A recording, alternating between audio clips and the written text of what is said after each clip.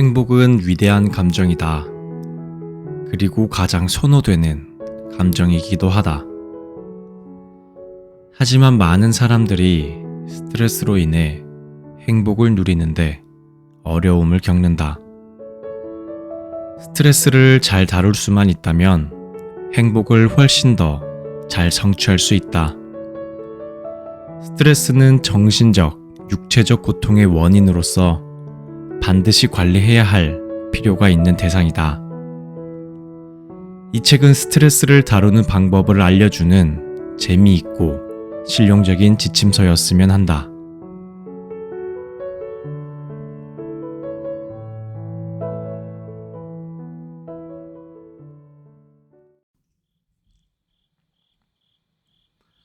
곰과 교통체증. 앞에서 스트레스라는 단어를 꽤 많이 반복했다. 그러면 정확히 스트레스란 무엇일까? 우리 모두 스트레스를 느낀다. 그리고 모두 자신만의 경험으로 이를 이해한다. 어떤 이들은 지금 이 순간에도 스트레스를 느끼고 있을지도 모른다. 하지만 각자의 경험을 떠나서 스트레스의 기본 요소를 이해하는 것이 중요하다.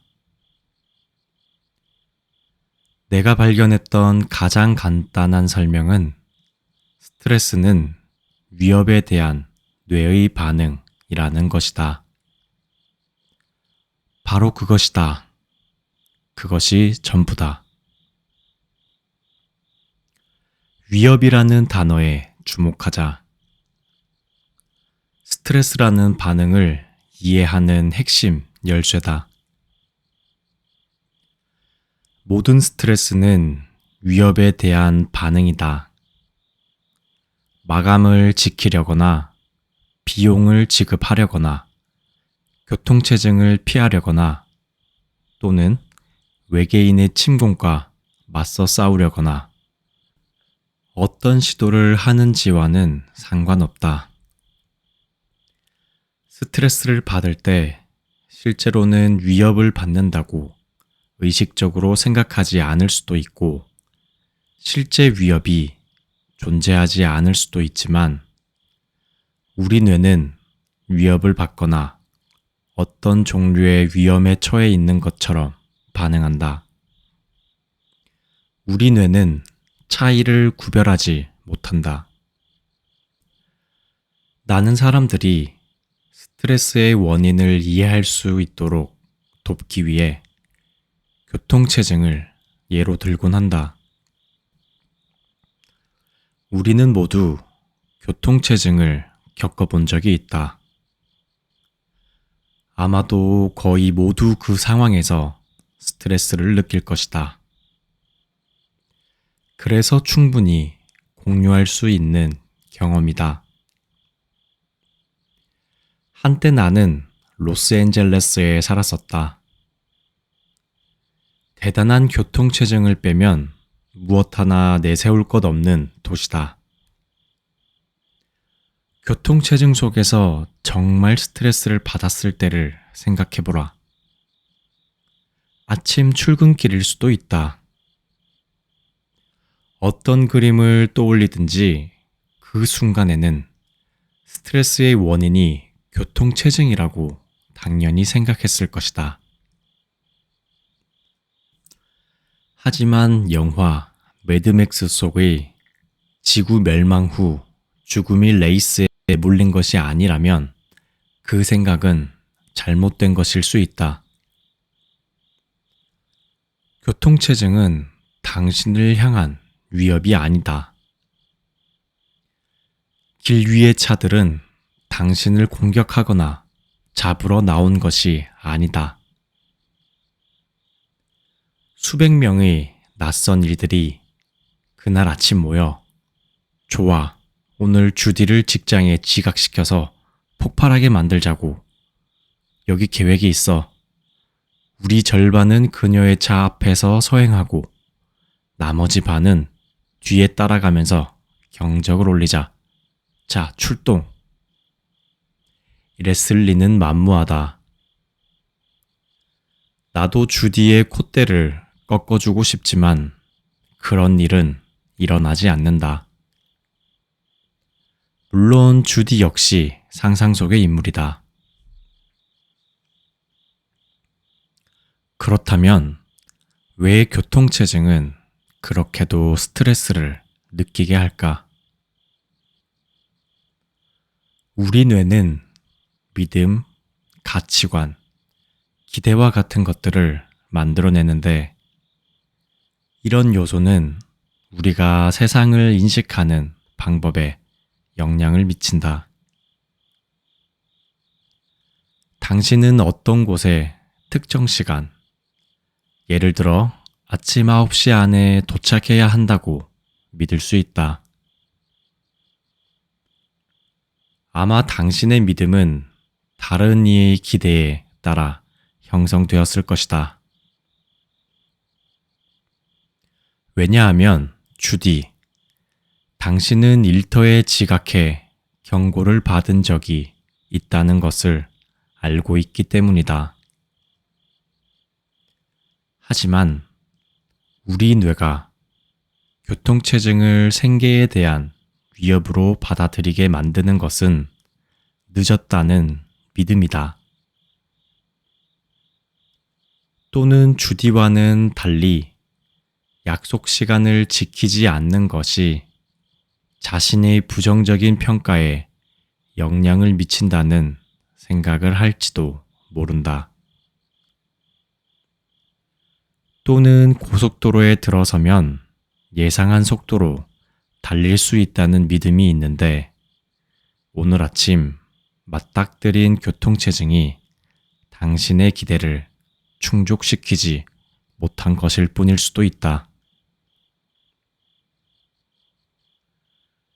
그냥 주디에게는 모든 것이 뒤죽박죽일 수도 있다.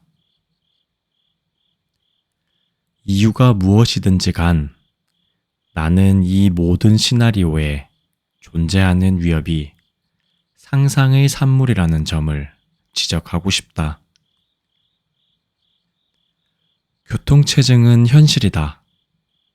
하지만 그 상황을 스트레스로 받아들이게 하는 원인은 우리의 믿음, 가치관, 기대인 것이다. 궁극적으로 스트레스가 우리의 삶에 미치는 충격을 관리하고 극복하려면 다음과 같은 기본을 깨달아야 한다. 우선 스트레스의 대부분은 명백한 실제 위협이 아니라 뇌가 받아들인 위협에서부터 비롯된다. 만약 의식적이든 무의식적이든 교통체증에 흥분한다면 실제 일어나는 일이 아니라 일어날 수 있는 일에 반응하는 것이고 유니콘에 바칠까봐 전전긍긍하는 것과 같다. 내가 제안하는 첫 번째 조언은 다음과 같다. 스트레스를 평가하는 법을 배워라. 곰과 교통체증의 차이점을 구분하는 법을 배워라. 스트레스를 받거나 감정이 동요되기 시작할 때 우리가 해야 할 첫 번째 일은 멈춰 서서 자신에게 물어보는 것이다. 지금 상황이 실제로 위협인가? 이건 정말 간단한 질문이다. 그리고 냉철한 사고가 필요하다. 흥분하거나 겁을 먹었을 때 또는 어떤 감정이든 일단 흔들리면 침착함을 잘 유지할 수 없는 정신 상태다.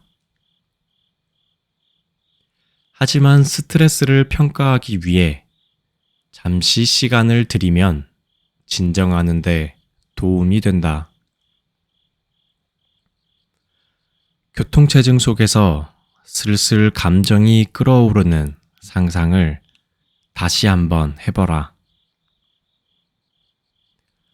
감정이 이끄는 대로 반응하기 전에 그 상황이 실제 위협으로 다가오는지 자신에게 물어봐라. 그렇지 않다고 결론을 내릴 확률이 높고 서서히 감정이 가라앉을 것이다. 하지만 정말 위협적이라면, 실제로 곰에게 공격받고 있다면, 만약 얘라고 답변했다면 이어지는 질문은 다음과 같아야 한다. 이 상황에서 내가 할 수 있는 일은 무엇이 있지?